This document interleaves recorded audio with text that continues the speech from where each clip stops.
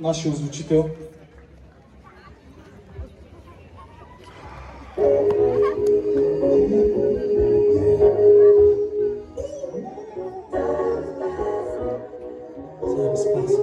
Ей!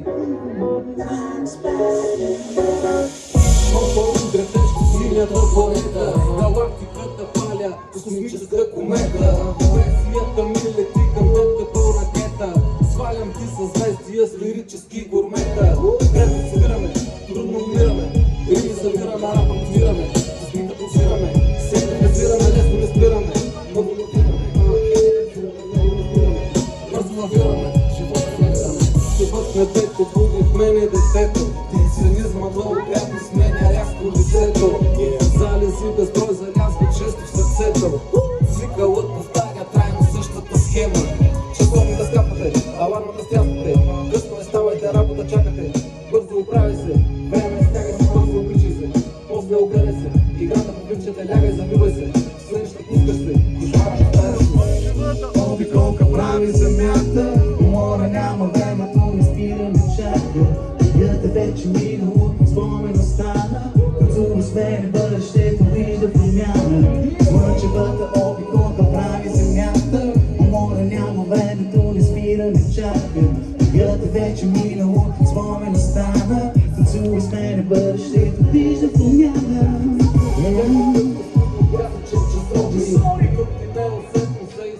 Всеки вторник, часовете лаят злото без заморни. 7 дни в седмицата превръщат те в затворник. Месеца зависи, после годината, после се взима сезона, променя се. Свърши училище, средно класна, шефа на тискате.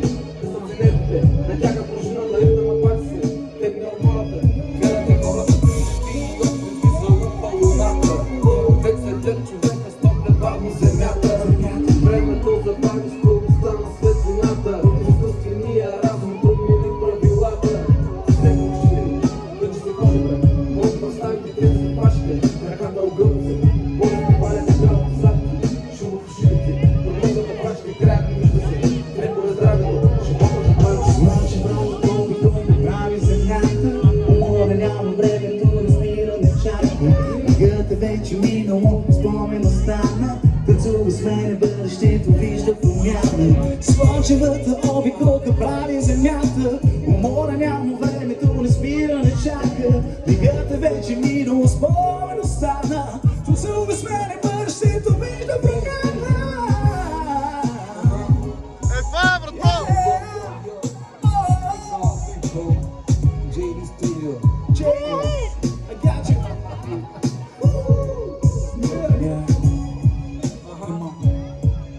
Ники! Дами и господа!